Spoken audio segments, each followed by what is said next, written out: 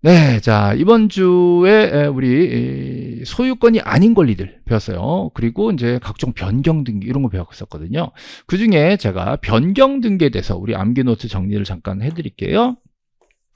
자, 변경 등기에 대해서 우리 암기 노트 102페이지가 있습니다. 뭐 심지어 교재가 없으셔도 이것만 보셔도 정말 핵심만 추려져 있으니까요. 자, 변경 삼형제가 있어요. 변경. 자, 변경이 3개 있어요. 부동산 표시가 표제부에 써는 게 고쳐진다. 그러면 무조건 주등기고요. 이건 내가 단독 신청으로 한 달 이내 빨리 정리해야 돼. 그다음에 자, 등기 명의 표시 변경은 내 이름이 개명되었다 이런 거죠. 주소가 바뀌었다 이런 것들은 100% 부기등기입니다. 부기등기고 요것도 단독 신청인데 의무 사항은 없어요. 의무로 뭐 한 달 이내 된다 이런 말은 안 나옵니다. 여기는 의무가 있는 거예요. 의무가 한 달 이내 의무.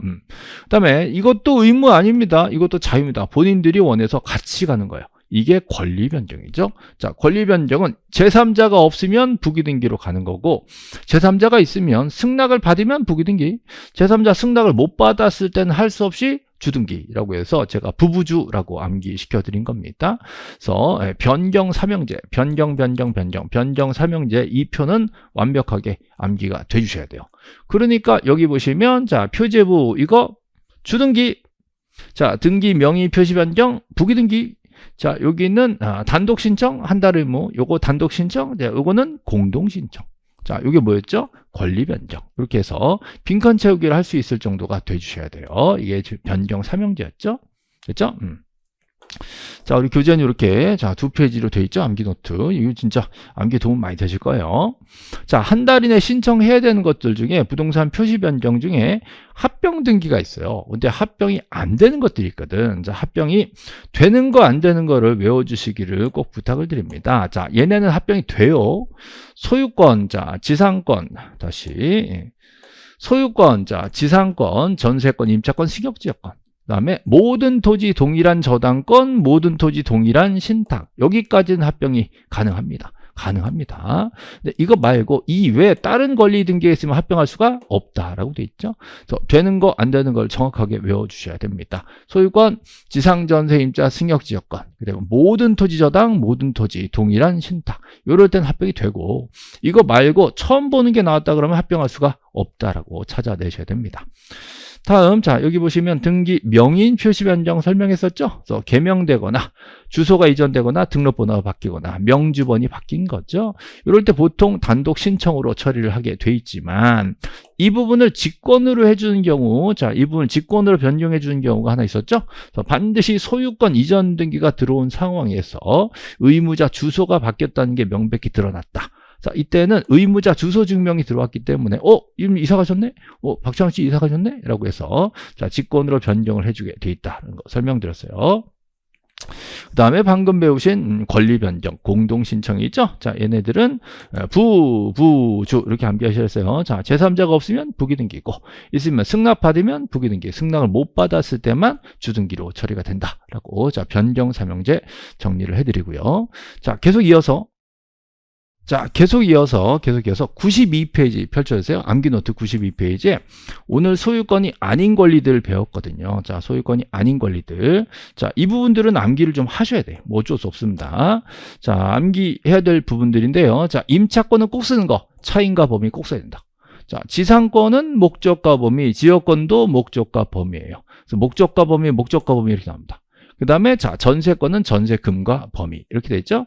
용익권들은요 빌려 쓰는 거잖아요. 자, 빌려 쓸 때는 범위가 공통적으로 다 들어오게 돼 있다라는 거죠. 용익권들은 전부 빌리냐 일부 빌리냐 이렇게 범위를 꼭 써야 되고요. 지상권 지역권은 목적과 범위 그다음에 자, 임차권은 차인가 범위, 전세권은 전세금과 범위. 이 정도는 암기가 돼 주셔야 되고 지역권은 요역지, 승역지가 있으니까 둘 다 써주게 됩니다. 요역지에는 승역지를 써주고 승역지에는 요역지를 써주고 이렇게 해서 서로 연계되어 있다는 걸 표시해야 된단 말이죠. 그래서 요역지, 승역지를 쓰게 된다. 그다음에 저당권과 근저당권을 비교 한번 해보세요. 자, 저당권은 채권외과 채무자고요. 근저당권은 채권 최고외과 채무자 이렇게 됩니다. 자, 둘 다 담보권이니까 채무자, 권리지권도 담보권이죠? 채무자는 써줘야 돼요. 대신에 저당과 근저당의 차이 딱 일정 금액을 갚으면 끝난다. 그게 아니라 얼마까지 담보해서 계속 기간 동안 왔다 갔다 하는 거다. 이게 근저당이 되는 거죠. 뿌리 깊은 저당. 그래서 여기서는 저당권에서는 임의적으로 변제기와 이자가 기록이 되지만 여기서는 전제 기간이 들어가는 거지. 여기는 변제기와 이자 같은 경우는 아예 임의적으로도 쓰지 않습니다.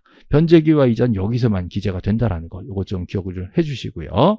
자, 권리지권은 이 원래 채권외과 채무자였는데, 자, 또는 채권 최고외과 채무자로 개정이 한번 됐고요.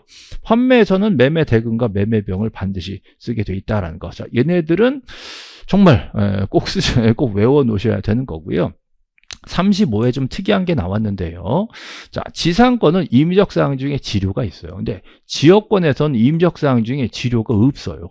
당사자 간의 지료가 있든 없든 어쨌든 등기부에는 지역권에 대한 지료는 특약이 있든 없든 못 쓰게 돼 있습니다. 규정이 없어요. 여기서는 지료가 임의적으로 지상권에서는 정해져 있지만 지역권에서는 특약이 있으면 지료를 쓴다 그러면 지문은 틀린 지문이 되는 거고요. 그 다음에 이제 특이한 게 전세권에서는 양도금지 특약이 임의적 사항으로 존재한다라는 거. 이것도 같이 암기를 좀 해주시면 좋겠습니다. 자, 라고 해서 자, 여기다 자, 이렇게 빈칸돼 있죠? 다시 한번 연습해 볼까요? 자, 임차권은 차임과 범위. 자, 지상권은 목적과 범위, 지역권은 요역지, 승역지, 목적과 범위, 전세권은 전세금과 범위. 자, 채권외과 채무자, 채권 최고외과 채무자. 여기는 채무자죠. 매매 대금과 매매 비용이 있죠. 여기는 양도 금지 특약. 그다음에 지역권에서는 지료 얘기는 안 한다라는 거. 여기까지 해가지고 자, 오늘 배운 거 중에 소유권 이외 권리들에 대한 얘기 한번 정리하고 그리고 변경 등기 부부 이렇게 정리해 드렸습니다. 자, 요번 주 강의 여기까지입니다. 수고 많으셨습니다.